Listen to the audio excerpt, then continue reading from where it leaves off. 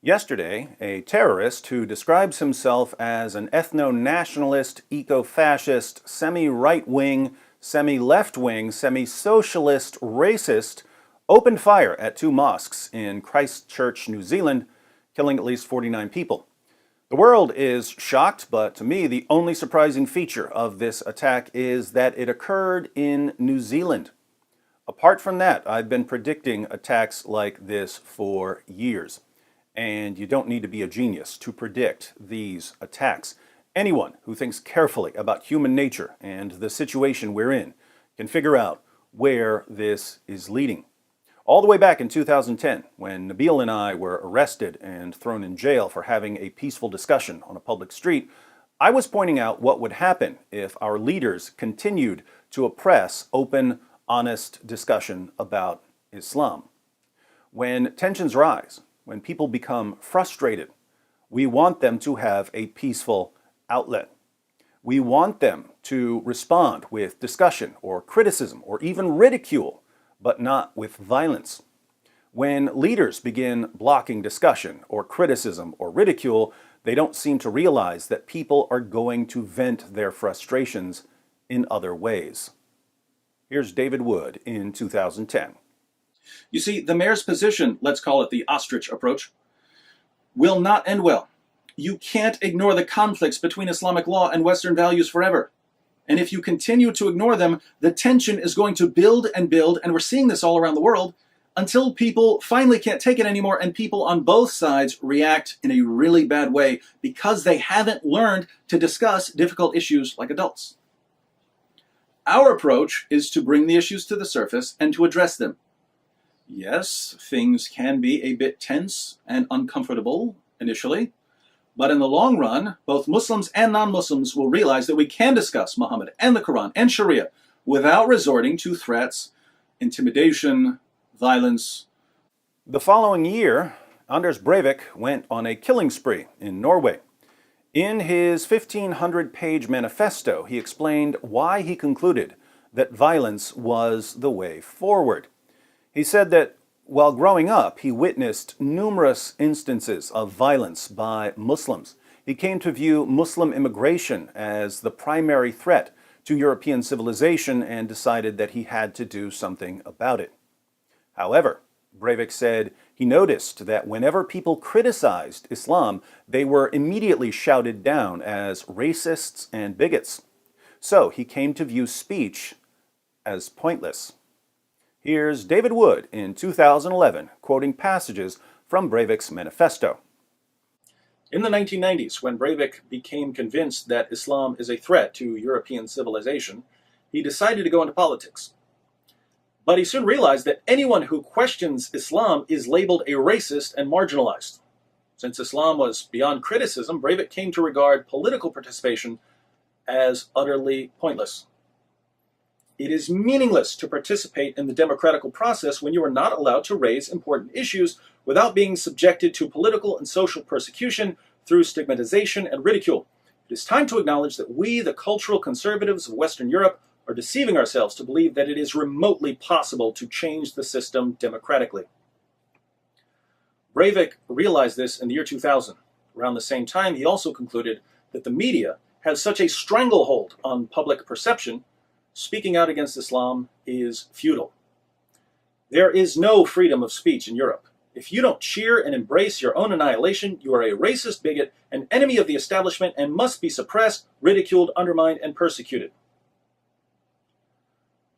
Well now, you're a young Norwegian who sees immigration and Islam as the chief threats to Western society, but all peaceful avenues of addressing these threats have been blocked by politicians and the media.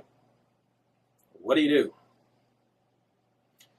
In order to successfully penetrate the cultural, Marxist, multiculturalist media censorship, we are forced to employ significantly more brutal and breathtaking operations which will result in casualties.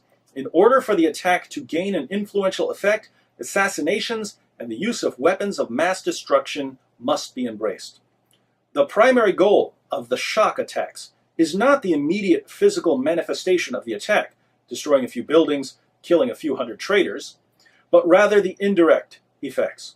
Shock attacks will have the potency to penetrate the strict censorship regime of the cultural Marxists, multiculturalists. The purpose of the violence is to break through the protective wall the media has constructed around the topic of Islam. Now, Breivik apparently has some mental health issues, but that doesn't mean that other people won't come to the exact same conclusions that he came to. So, I've been warning people for years that we're going to see more of this. Think about it. Lots of people are concerned about the spread of Islam. They're worried about their children. They're worried about terrorism. They're worried about rape gangs. But the moment they start to express any concerns about the teachings of Muhammad, they're called racists and bigots and hate mongers and Islamophobes. It doesn't take a prophet to realize that some of these people are going to give up on discussion and dialogue and instead turn to violence. Here's me predicting this once again during a live stream with Robert Spencer just last year. Breivik says, and I'm pointing this out because this is a conclusion I believe other people will come to eventually, right? Other people will come to this conclusion that we cannot have an open, honest discussion about Islam. It's going to be pointless. People are just going to call us racists. Therefore, I just have to take matters into my own hands. Other people are going to, now to be clear, you and I don't believe it's over. We believe we still can have this discussion, and I happen to believe that Islam is going to keep pressing with jihad until people actually start to listen to what we have to say. But I mean the irony here that other people could come to this same conclusion, and Breivik says, "Hey, the reason I'm going on a killing spree is because you people won't let me solve my difficulties, my problems, or share my objections with my speech. You guys have shut down open discourse on these issues, therefore I'm turning to kill." And then that attack is now used to silence more people, right? So, yes. And for years it was, not just with you. Anytime you brought up any criticism of Islam, they said, aha, this is what gave rise to Anders Breivik.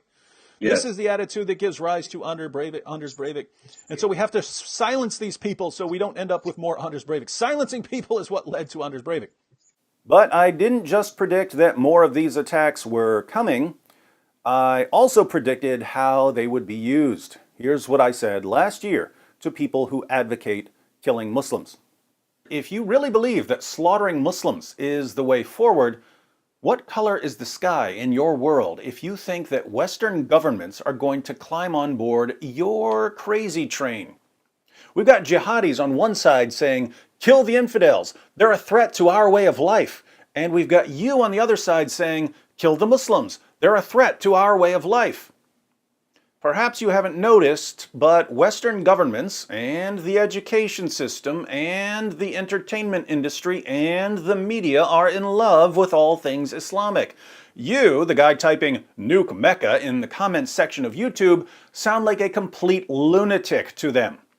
So unless you've been secretly developing some awesome mind control device that can convince politicians and reporters to completely reverse their positions, you're delusional if you think that your comments section rants are going to become public policy. But maybe you're not counting on the government at all. Maybe you're counting on the nut job you see in the mirror every morning. Maybe you're already typing, I don't need anyone else. I'll just kill them all myself. Newsflash. Going on a killing spree yourself is even dumber than counting on the government to do it for you. What could you possibly hope to accomplish with your killing spree? Governments around the world are pushing for new laws that block hate speech against Islam.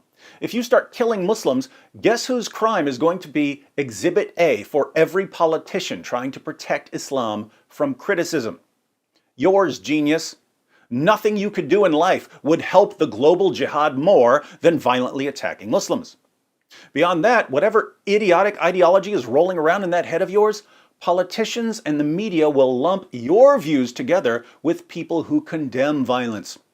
Politicians and the media won't say, oh, there's some violent loser who attacked a bunch of Muslims, unlike most critics of Islam who condemn violence and criticize Islam peacefully. Instead, they'll say, see, this is what people who criticize Islam really want. What's terrifying now is that the Christchurch terrorist is aware of how his attack will be used. He discusses it in his manifesto. He's thinking about this in a different way. He wants to speed up the process of radicalization on both sides. He wants his attack to be used to silence people so that these people will give up on peaceful criticism and turn to violence. He wants violence to escalate on both sides until there's a war. He wants a war because he's convinced that a war is the only way to stop the advance of Islam. To be clear, the Christchurch terrorist says that he isn't really concerned about Islam as an ideology or Islamic culture. He's simply concerned that high birth rates among Muslims will lead to the marginalization and eradication of whites. He says he's not scared of Islam, he's only scared of the high birth rates of non-white Muslims. So here we have a man who knows how his mosque attacks will be used by people who want to silence critics of Islam. And he admits that he's carrying out the attacks to fuel division, speed up the conflict, and get a violent revolution. And how are politicians and journalists and activists responding? They're responding by doing exactly what the Christchurch terrorist wanted them to do. Politicians and journalists and activists are puppets. And now we've got terrorists as their puppet masters. Stay tuned because I'll be live tonight at 6 o'clock p.m. Eastern Time with Robert Spencer, then again at 8 o'clock p.m. with the Apostate Prophet, and once again at 10 o'clock p.m. with Abdullah Samir. We want to get everyone's input on this, so hope you'll join us.